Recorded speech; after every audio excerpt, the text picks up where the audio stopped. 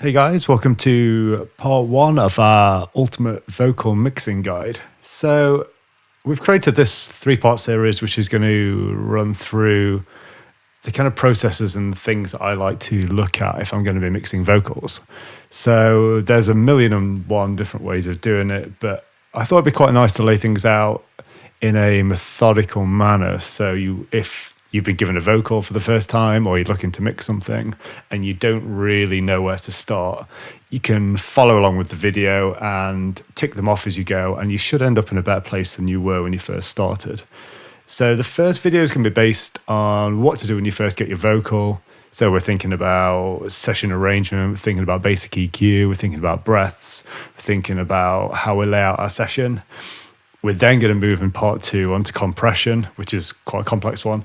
And then part three is going to be adding effects, automation, delay, reverb, just giving it that final polish and making it sound pro. So what I'll do is I'll timestamp the video. So if any of these first things are boring or you know them, you're more than welcome to skip across and then obviously hop into the bit that means more to you. So if we jump into the session here, I'm in Ableton Live as always. I've got a vocal, and the first thing I'm going to do when I receive this is, as you can see, I've got one vocal and one harmony. I'm going to want to set some basic levels before I get going. So let's turn the harmony down and listen to the main. Never felt this way before.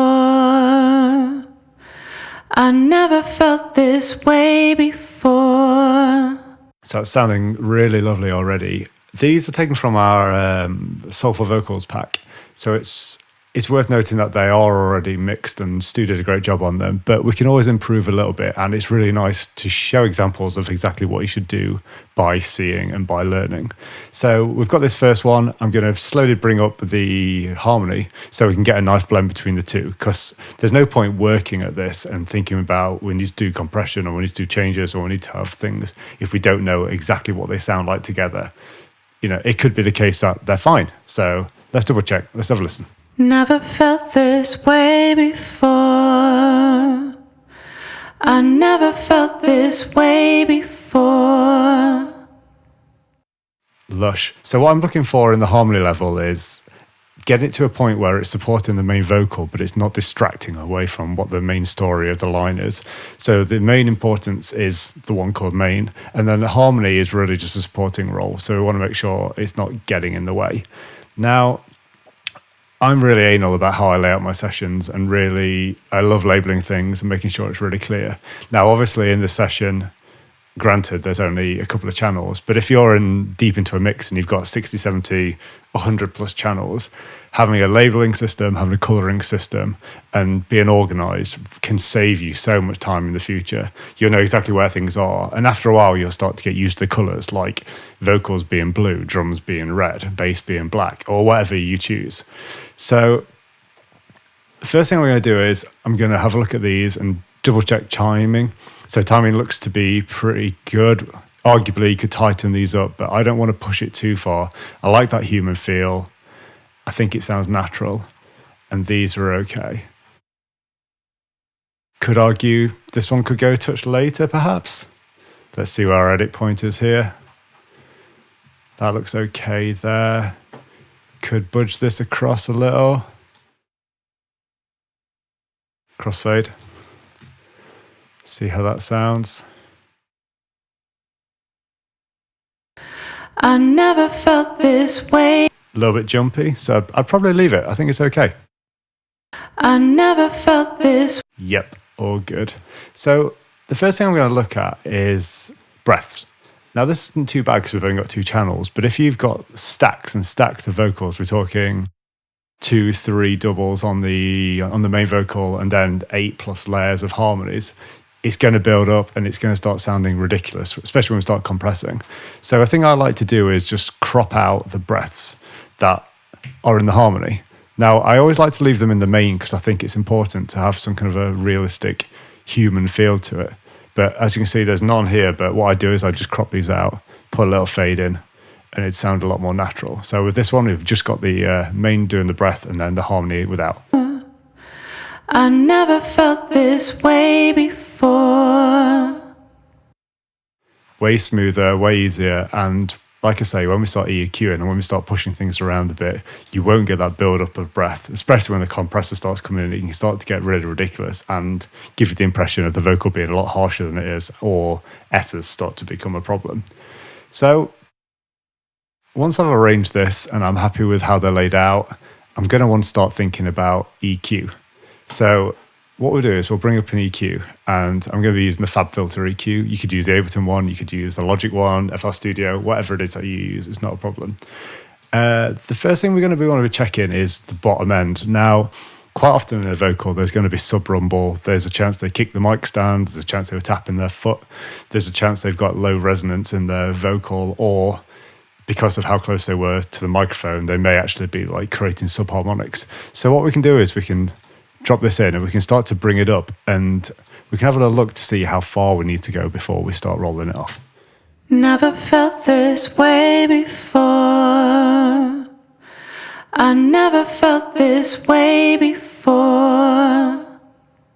So that probably seems about right to me. When we play it, we can see there's a fundamental frequency which is coming around here, which is the lowest note basically.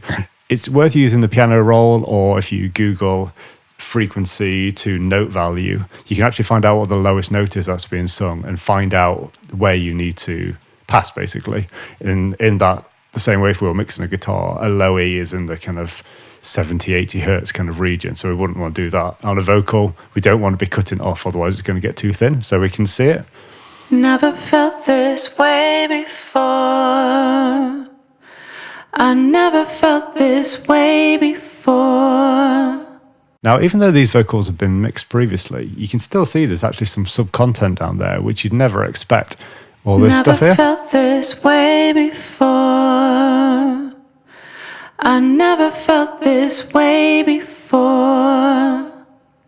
You know, this is incredibly low. It's down to, where was this? 76 hertz, which for a female singer is getting quite low. So it's worth high passing just to clean things. But like I say, don't go too far, pull out that bottom frequency. Otherwise it's going to sound thin and it's going to get a bit nasal and disappointing. So now we've done that, we're going to tackle this with the idea that these vocals are harsh, because a lot of cheap microphones, a lot of bad mic technique, a lot of bad preamps can lead to pretty poor results, and it's quite a tricky thing to deal with. So the first technique I'm going to show you is a peak and sweep. So you may have seen this previously. We're going to take our Q as high as possible, and then as we bring our gain up, it gives us the opportunity to skim through our song and find things which are a problem basically. So if we do this now, we can have a little listen. Never felt this way before. I never felt this way before.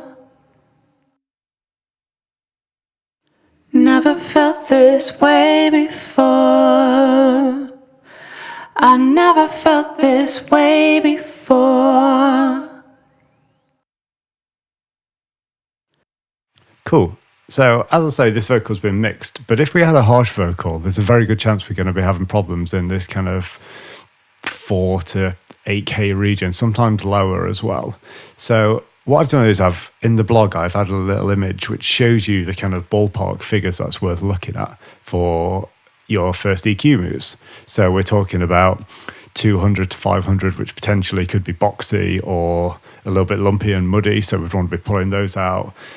The main vocal is predominantly in that kind of like 1 to 3K region, so we'd like to preserve that. But you're going to get nasal frequencies at 800, 900. You're going to get potential S's between 5, sometimes 4K and 10.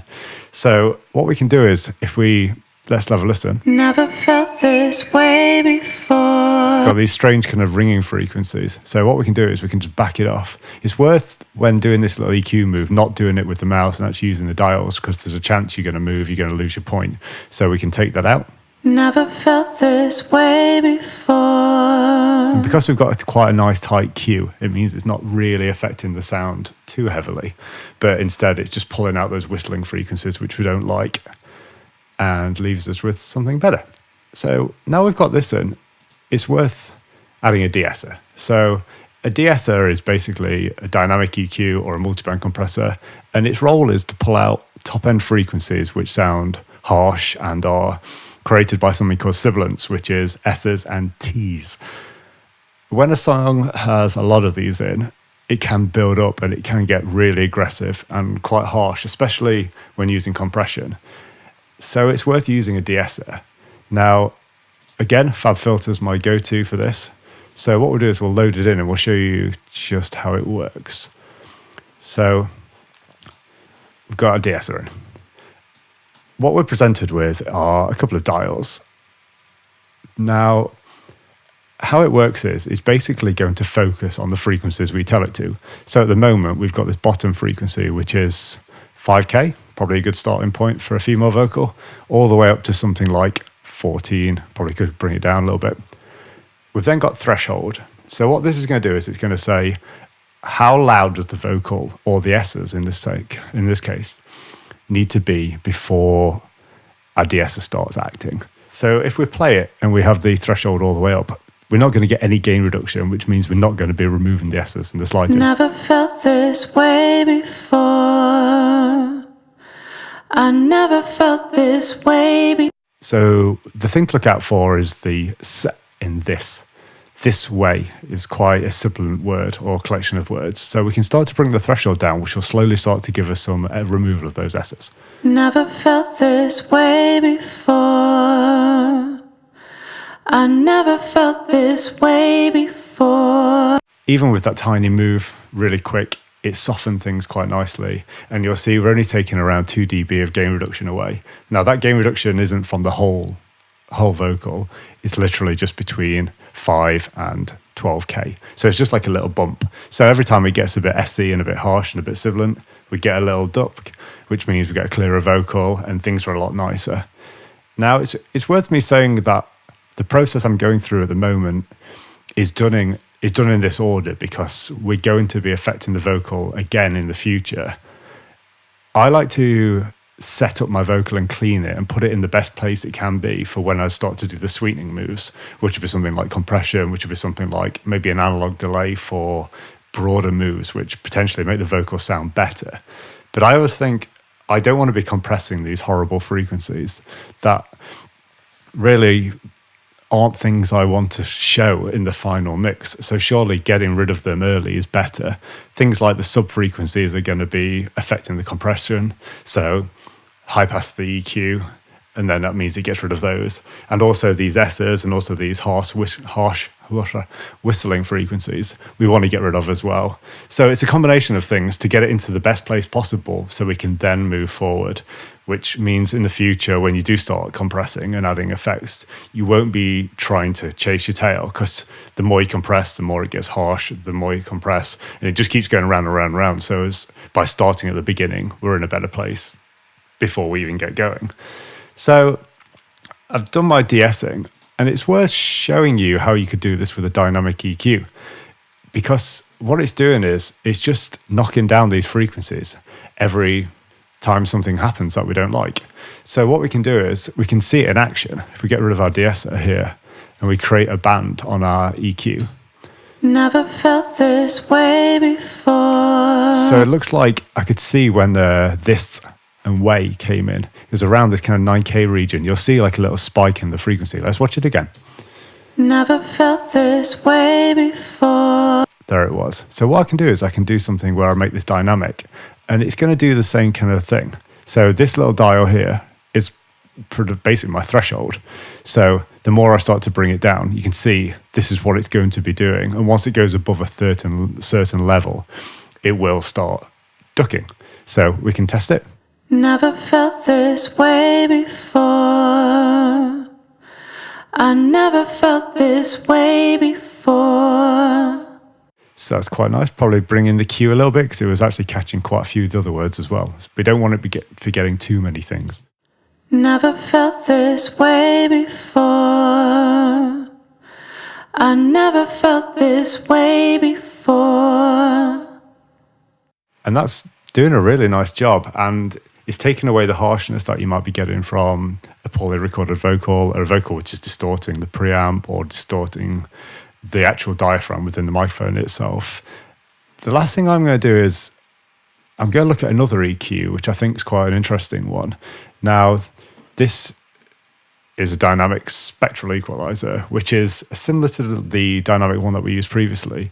But what it does is it actually looks at the signal on its own and makes decisions for us. So we're having problems with our top end. So what we can do is we can say to this EQ, I'm going to turn on this band. I'm going to say, look out in this area because I know there's some problems. So we bring it up. It's in that 9K region. So it's just down here. And then as we bring the threshold down, it's going to be making these micro adjustments to get rid of that harshness in the top end. Now, a really popular version, Soothe. I don't currently have that installed, but I think this does a great job, and it's kind of a really good representation of what it can be removing. So let's see it in action. Never felt this way before. I never felt this way before. So what it's doing, it's also pulling out these resonances in the mids as well. But if we don't want it to do that, we can actually tell the EQ, say, don't look at those areas, just focus on this high bit. So what I'm doing is I'm affecting the side chain of the input of the EQ. So I'm saying, when the signal comes in, this is the area to focus on because I want you to be affecting this. Never felt this way before. I never felt this way before. Again, quite subtle, but it's doing a really lovely job. Just getting rid of those little bits of harshness and making things a lot smoother, which, as I say, is going to be perfect when we move on to the next stage. So I'm going to leave it there. Like I say, I'm going to timestamp the video so it's available for you, and you can click through the sections and copy what you do. There'll also be a slightly more in-depth version of this on our blog where we've included a breakdown of the frequencies which can cause issues, and also we just generally laid them out nice 1 to 10, so obviously it's quite clear what to do.